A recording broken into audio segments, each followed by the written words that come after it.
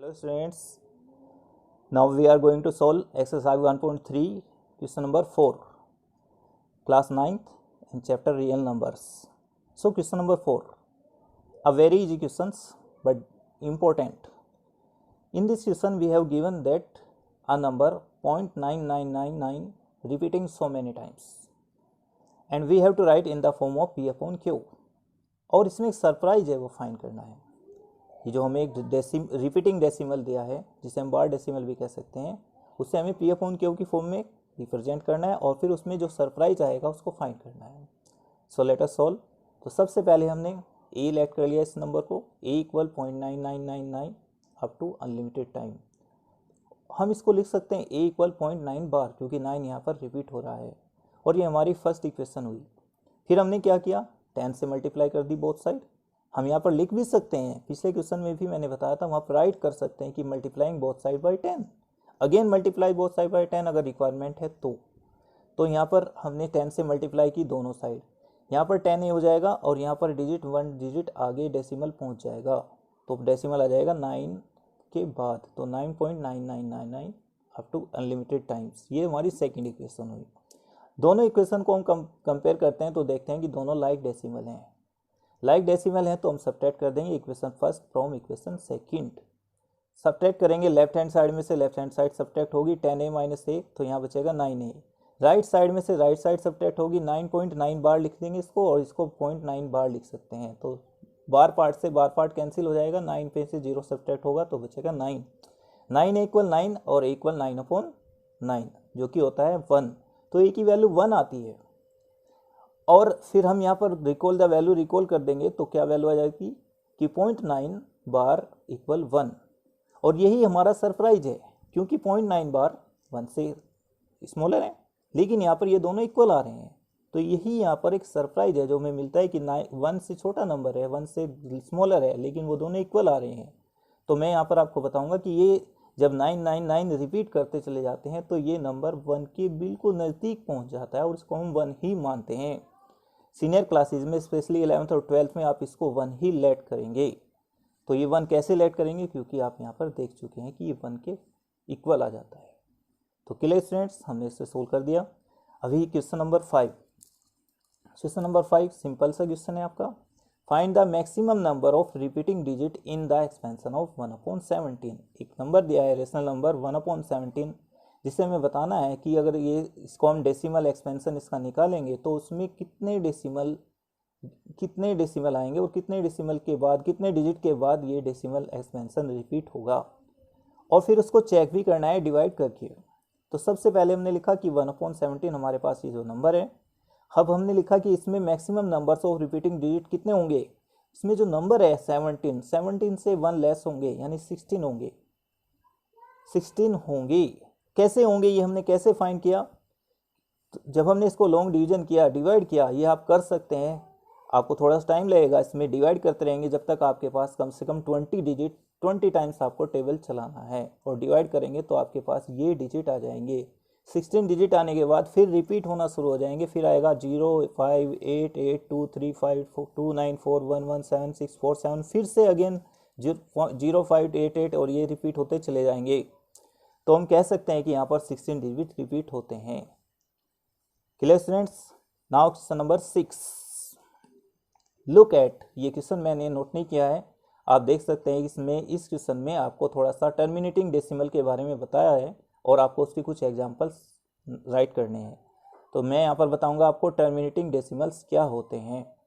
The numbers which are terminating decimals, वो number जो terminating decimals होते हैं वो किस फॉर्म में होते हैं, पी अपॉन क्यू की फॉर्म में होती हैं, और उनके लिए कुछ कंडीशंस होती हैं जो आपको याद रखनी है। सबसे पहले तो पी एंड क्यू दोनों को प्राइम इंटीजर्स होते हैं।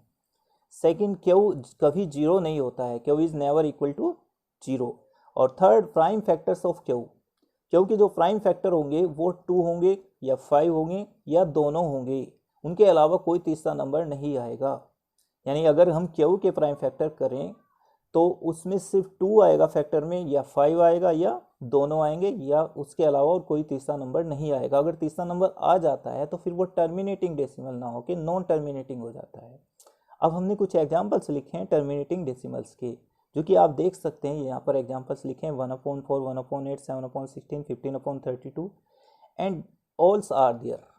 इनमें आप देख रहे हैं कि डिनोमिनेटर को अगर आप फैक्टराइज करेंगे तो यहाँ पर हम 4 को फैक्टराइज करेंगे सिर्फ 2 फैक्टर आएगा, 8 को फैक्टराइज करेंगे 2 आएगा 3 टाइम्स, 16 को करेंगे 2 4 टाइम्स, 32 को करेंगे 2 5 टाइम्स आएगा, 5 सिंगल है, 25 के 5 2 टाइम्स आएगा, 50 में 2 1 टाइम आएगा, 5 2 टाइम आएगा, यहाँ पर 2 2 टाइम, 5 2 टाइम्स, यहाँ पर 2 3 टाइम और 5 1 टाइम। और इन सभी को फैक्टराइज करेंगे तो डिनोमिनेटर के फैक्टर्स में आप पाएंगे कि क्या तो 2 आता है या 5 आता है या दोनों आते हैं, इनके अलावा कोई तीसरा नंबर नहीं आता, इसीलिए ये टर्मिनेटिंग डेसिमल हैं।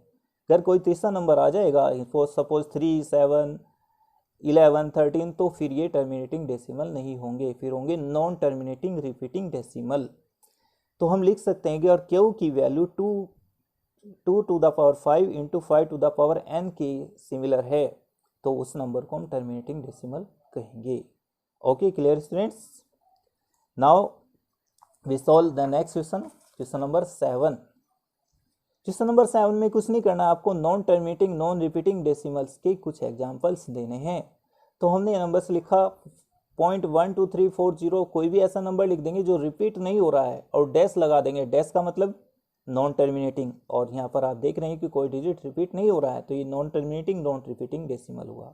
ये भी ऐसे ही कोई भी डिजिट आप लिख सकते हैं बट रिपीट नहीं होना चाहिए और अनलिमिटेड होना चाहिए, तो ये नॉन टर्मिनेटिंग इसकी वजह से और नॉन रिपीटिंग यहाँ से, तो नॉन टर्मिनेटिंग नॉन रिपीटिंग। ये भी ऐसे ही है, नॉन टर्मिनेटिंग है, नॉन टर्मिनेटिंग है और नॉन रिपीटिंग है।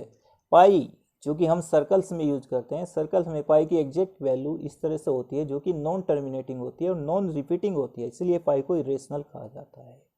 Clear students. Now question number 8, very simple question. Question number 8, find 3 different irrational numbers between 5/7 and 9/11। कैसे फाइंड करेंगे इनके बीच के हम 3 डिफरेंट इरेशनल नंबर। ध्यान देंगे इससे पहले आपने फाइंड किए हैं रेशनल नंबर, यहाँ पर फाइंड कर रहे हैं इरेशनल नंबर, तो थोड़ा ध्यान से। सबसे पहले हम उन दोनों नंबर्स को डेसिमल में कन्वर्ट करेंगे, डेसिमल में कन्वर्ट करेंगे तो दोनों रिपीटिंग डेसिमल आएंगे। ये आपको डिवाइड करना पड़ेगा दोनों को, लॉन्ग डिवीजन करने के बाद ये रिपीटिंग डेसिमल आएगा और फिर ये दोनों की डेसिमल फॉर्म निकाल लेंगे। अब इनके बीच में हम सबसे पहले फाइंड करेंगे कुछ रेशनल नंबर्स, इरेशनल नहीं करेंगे पहले, रेशनल नंबर्स जो कि होते हैं, यहाँ पर है 0.714 और 0.81, तो 71 और 81 के बीच में बहुत सारे नंबर्स आते हैं, वो हम यहाँ लिख देंगे। 0.723 इन दोनों के बीच में आता है, 0.767 इन दोनों के बीच में आता है, ये सभी नंबर्स इन दोनों के बीच में आते हैं और इससे भी बहुत सारे नंबर आएंगे, तो ये सभी रेशनल नंबर्स हैं। अब हमें फाइंड करने 3 रेशनल नंबर्स, तो इन्हीं को रख देंगे। बस क्या करना है, इनको रिपीटिंग नहीं होना चाहिए और नॉन टर्मिनेटिंग होना चाहिए, इन्हीं को नॉन टर्मिनेटिंग बना देंगे और इसमें कोई रिपीटिंग नहीं होना चाहिए। तो ये 3 रेशनल नंबर हो जाएंगे, इन दोनों के बीच में 3 रेशनल नंबर हम फाइंड कर चुके हैं। नाउ क्वेश्चन नंबर 9 बहुत सिंपल है, सिर्फ क्लासीफाई करना है, कुछ नंबर्स आपको दिए हैं कि ये रेशनल हैं या इरेशनल हैं। सो फर्स्ट पार्ट √23 ऑब्जर्व किया तो हमें पता चला स्क्वायर रूट है एक इम्परफेक्ट स्क्वायर नंबर का जो कि नॉन टर्मिनेटिंग होता है और नॉन रिपीटिंग डेसिमल होता है, इसलिए ये √23 क्या होगा, इरेशनल होगा। √225 एक परफेक्ट स्क्वायर नंबर का स्क्वायर रूट है तो इसकी वैल्यू होती है 15 जो कि एक टर्मिनेटिंग डेसिमल होता है और टर्मिनेटिंग डेसिमल होगा इसलिए ये नंबर रेशनल होता है। ये नंबर आप देख रहे हैं टर्मिनेटिंग डेसिमल है क्योंकि फिक्स डिजिट है, डेसिमल 4 डिजिट ऑफ डेसिमल है, तो एक टर्मिनेटिंग डेसिमल है और इसीलिए ये रेशनल है। इस नंबर को आप देखेंगे 478 रिपीट हो रहा है, बार फॉर्म में लिख सकते हैं, बार फॉर्म यानी non repeating but repeating decimal, तो इसलिए ये भी नंबर रेशनल होगा। यहाँ पर आप देख रहे हैं 1.10100100100 रिपीट हो रहा है, लग रहा है लेकिन हो नहीं रहा है, पहले 10 है फिर 100 है फिर 1000 है, तो कोई भी कॉमन डिजिट रिपीट नहीं हो रहा है, कॉमन डिजिट रिपीट नहीं है। 10 है तो 10 ही होना चाहिए था, 100 है तो 100 आना चाहिए था, तो ये नॉन टर्मिनेटिंग है, नॉन रिपीटिंग डेसिमल है, इसीलिए ये इरेशनल है। तो स्टूडेंट्स यहाँ पर आपकी एक्सरसाइज कंप्लीट होती है। आई होप आप इस एक्सरसाइज को बहुत अच्छे से समझ गए होंगे। Thank you students, good bye.